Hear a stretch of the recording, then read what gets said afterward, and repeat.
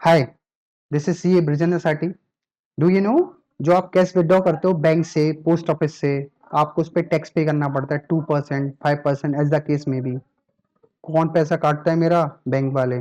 Okay, तो आप क्या बात करो, मतलब मैं बैंक में पैसे डिपॉजिट करूं और जब मैं बैंक से विड्रॉ करने जाऊं तो मेरा टीडीएस कटेगा? जैसे सैलरी वाले टीडीएस काटते हैं आपका, एफडी पे आपका टीडीएस डिडक्ट होता है, तो बैंक वाले आपका विड्रॉल पे भी टीडीएस काटेंगे? हाँ भाई हाँ। कब कब होता है, कुछ एक्सेप्शनल सिचुएशंस हैं, विल डिस्कस टुडे। ओके, तो सर करिए ना डिस्कस। ठीक है, करते हैं। तो सेक्शन का नाम है सेक्शन 194N।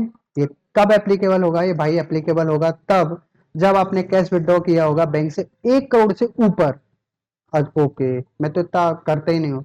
अरे अभी आएगा, आपका वाला भी आएगा। ओके, तो सिंपल सा करते हैं। अगर आपने बैंक से, पोस्ट ऑफिस से कैश विड्रॉल किया है ड्यूरिंग द ईयर 1 करोड़ के ऊपर, तो आपका जो एक्सेस ऑफ 1 CR होगा ना, उसके ऊपर आपको 2% टीडीएस पे करना पड़ेगा। Okay, under section 194N।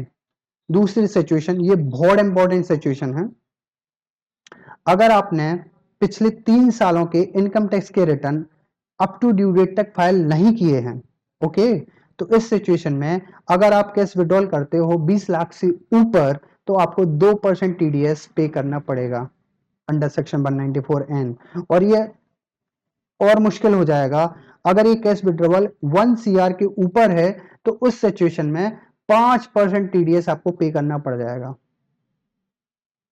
Okay, तो आप बोलोगे सर मेरे को रिटर्न फाइल करना चाहिए। हाँ बिल्कुल, आपको रिटर्न फाइल करना चाहिए। अदरवाइज आपका 20 लाख रुपीज के ऊपर का अगर आपका कैश विड्रॉवल हुआ, तो इस सिचुएशन में आपको सर 2% टीडीएस पे करना ही पड़ेगा।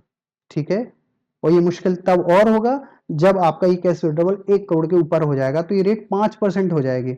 आप सोचिए, अगर आपने कैश विड्रॉवल 2 CR का किया, तो 1 CR पे तो नहीं आएगा, इन एक्सेस ऑफ 1 CR है, तो 1 CR पे 5% से 5 लाख रुपीज आपका टीडीएस के नाम पे कट हो जाएगा। ओके, तो सर ऐसे कोई पर्सन है जिन पे ये एप्लीकेबल ना होता? हाँ बहुत सारे लोग हैं, लेकिन काम का बस एक ही है जो मुझे लगा, वो है ऐसे पर्सन जो ग्रेन में डील करते हैं, ग्रेन मर्चेंट हैं, रजिस्टर्ड ग्रेन मर्चेंट हैं, ब्रोकर्स हैं जो डील करते हैं।